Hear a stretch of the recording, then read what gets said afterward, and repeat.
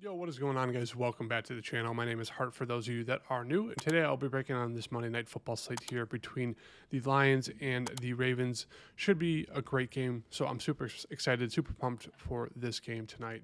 Going to be talking through my favorite value plays, some core plays, how you guys can get different in terms of tonight's kind of lineup build, to take down that $500,000 to first place. I'm coming off a really good Sunday.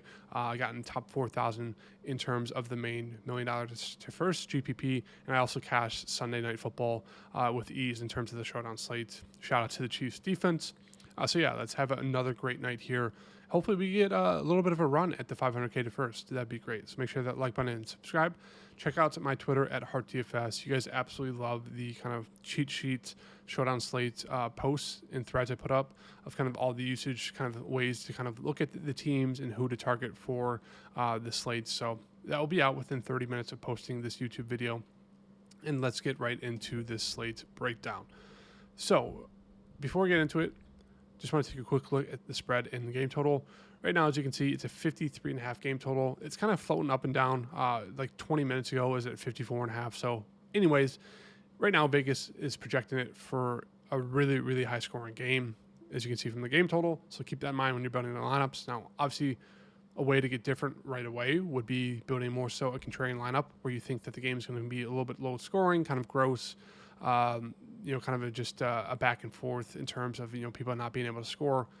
That's potential routes, but I think I'm going to build my lineup towards more so a medium to high scoring game.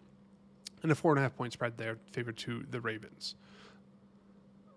So jumping on over here to the slates, as I mentioned, just from first looks, it's going to be one of those slates where it's going to be really hard to fit three of kind of your top plays or three of the top guys from either side into your lineup just because of how highly priced these people are. As you can see, Lamar Jackson's 11.8, and then you have Jahmyr Gibbs, Amon-Ra, Henry all in the 10,000s, and then you have Goff and Flowers at 9 and 8K, which, it's one of those things. I think naturally a lot of people are going to get to more Zay Flowers than I was hoping for, just because of that cheap price tag and the ceiling. But yeah, the top six guys are very, very heavily priced, where last night for the Sunday Night Showdown slate, it felt like you can get to 4, if not 5 of the kind of the top plays on the slate, especially with the value in Tyquan Thornton. But yeah, that's kind of my thoughts there. It's going to be pretty hard to kind of fit, 3 studs in, especially if you put one of these top guys in your captain spot. So I think it's going to help us try to get a little bit more contrarian, a little bit different, think outside the box in terms of like how you want to attack the slate and who you want to go to as captain and who you want to put in your flex. So I kind of talk through that a little bit more further on in this video, but let's start off with Detroit side. So obviously with Detroit, we know in week 1, they're coming into season. They have to play at Lambeau. They have to play with all new offensive coordinators and other coordinators as well, and they got absolutely destroyed. Makes sense. And obviously then in week 2, they had the Bears at home, and they put up 52. So I think they kind of found their way.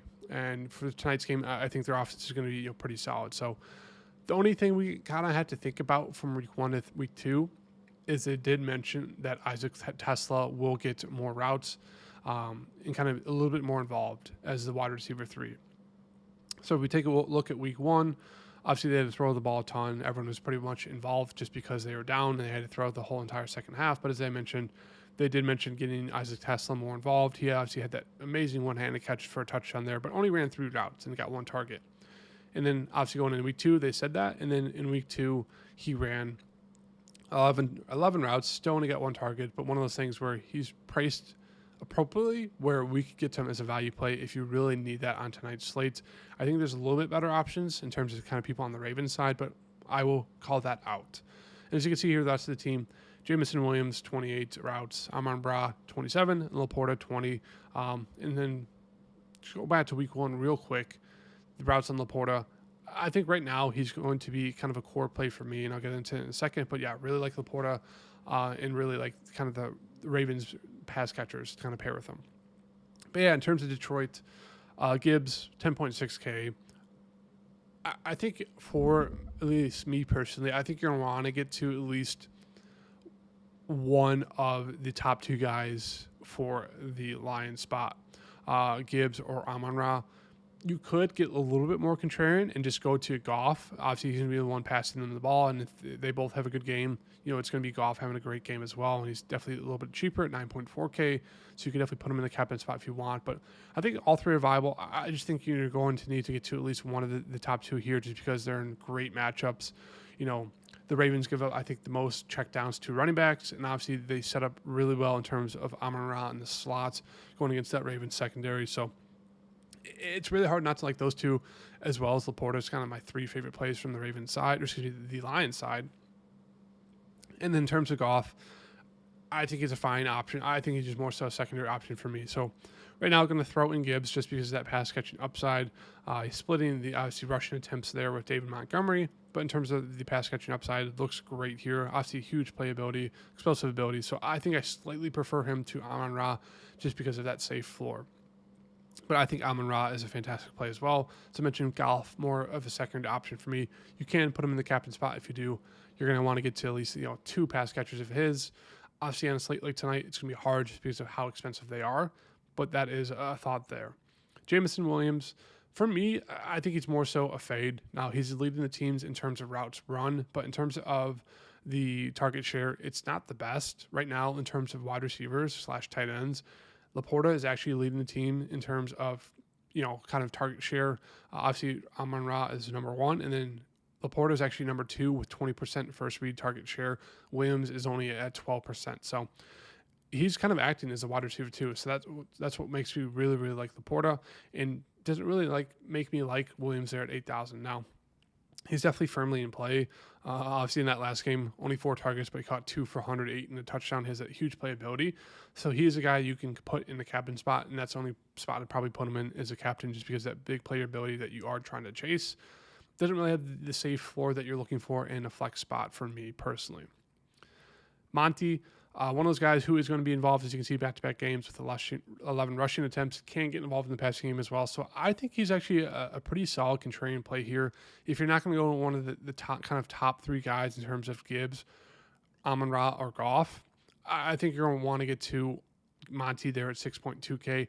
And I do think it's viable and a way to get different of going to Monty and Gibbs. Now, I think some people will do that a little bit more than usual, a little bit more than other teams, most teams in the NFL, just because of the ability and the upside that both of them have and the fact that they both play a good amount of snaps. So that is a way to get different. You can put them both in your lineup. I will call that out. But yeah, at 6.2K for Monty, I think that's a fine play, especially in a high-scoring slate. As I mentioned, Laporta, really, really like him. 20% for his target share read, more than Williams, and he steps up great against this Ravens defense. So I think he's a really, really strong flex play and a really, really solid captain play just because of the upside. Obviously, 9 targets in week 1, 4 targets in week 2. Obviously, red zone threats, 5.4K. I think he's making to be a really, really strong play. So right now I'm going to put him in my flex, but we'll kind of see in terms of roster construction who I'm going to put in the captain spot. He could be a great play there. I will have a lot of interest in the kickers, and I think most people will, just because as I keep hammering the fact that it's going to be hard to fit 2 or 3 of the top, price players on the slate into your lineup. And so I think naturally a lot of people are going to go to those kickers just because they have a safe floor and they do have a decently high ceiling, especially in a game that's projected to be a 54.5 game total. So I think the kickers are really strong plays. They're priced about right, and they have the ability. You could get a little bit different if you wanted to and go with them at the captain, which could open up some flexibility to kind of pay up for at least one more stud player. So really a lot of interest in both kickers from both teams. Don't have much interest in the defenses. And then in terms of kind of value plays, the only one I have interest in right now is Isaac Tesla. As I mentioned, ran 11 routes week 2. Should be a little bit more involved. I'd say between 10 and 15 routes, so nothing too crazy there. But at 1.2K, I think it's worth a dart throw in the flex for me personally. Don't have much interest in Khalif Raymond or Wright. I think they're just too expensive kind of for their limited roles. That is the Detroit side. Moving on to the Baltimore side. As we know with Baltimore, running back room, if you think it's going to be a positive game script for the Ravens where they're up or they keep it close, it's going to be the Derrick Henry show. Now you could go to Justice Hill. He's priced appropriately 2.8K, not really involved. But now if you think the Lions are going to be up most of the game or up a good amount, Justice Hill is going to be the one they go to because as we've seen the past 2 seasons, they will sit Derrick Henry. They don't really love him in terms of that pass catching ability and upside from the backfield, and they'll go to Justice Hill as kind of the main pass catcher in the backfield. So that's kind of the game script, choice between the two there. But yeah, at 2.8K, I still think he's a solid value play, but we'll get to him in a minute. But in terms of Detroit, a lot of times, I think most people are going to go to Lamar in the captain spot, which I'm fine with. Obviously, he has massive upside, but he's the most expensive player on the slates by a decent amount.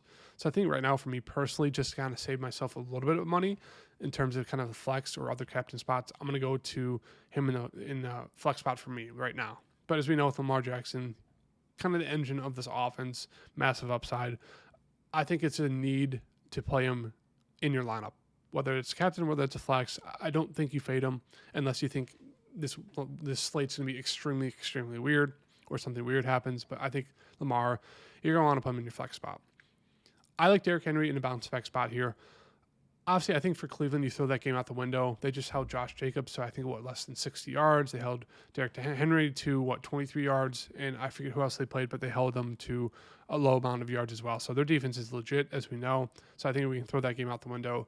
Derrick Henry makes for a really solid flex play, but a really strong captain play as well. I think he's minus 200 something to get a touchdown as well. So I think Vegas is all over Derrick Henry having a nice bounce back spot here. So I really like him. And Zay Flowers are kind of the top three guys for the Ravens. It's really hard not to get to, especially Zay Flowers, priced pretty cheap here at 8.4K. I'd prefer him in the captain spot over the flex, but I think both are strong options. Obviously, going to get targeted heavily here. 9 in the week 1, 31 fantasy points, and then week 2, he got 11 targets for 15 there.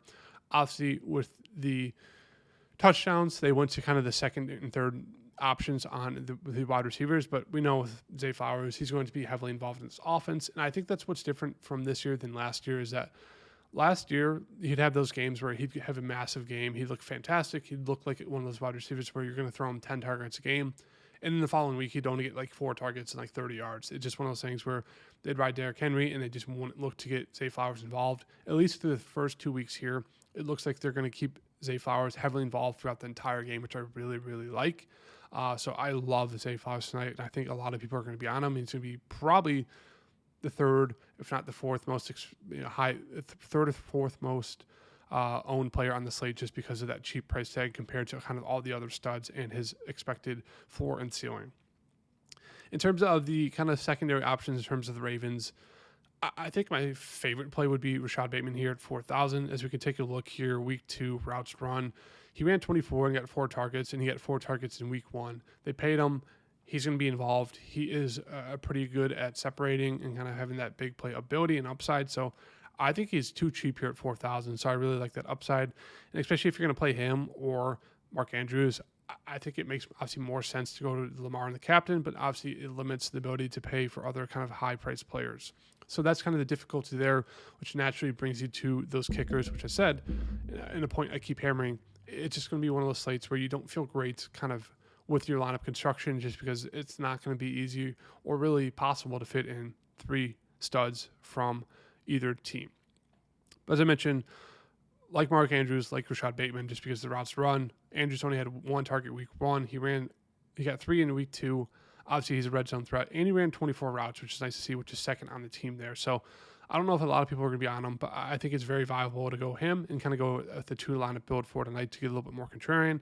DeAndre Hopkins, he got 2 targets back-to-back weeks, a touchdown in back-to-back weeks, but it's come from big plays, which it's hard to trust, right? 7 routes, 2 targets. They said he's going to get more routes, but if he's only running 7 to 15 routes, it's really hard. The touchdown variance has been on his side at 4.8K. I just don't love it. I can get to Andrews and Bateman for cheaper, who are running more routes and getting the same amount of targets. And it's one of those things, they're not really, really looking for him in the red zone a ton, so it's not like he is way more his target's more viable in terms of touchdown equity.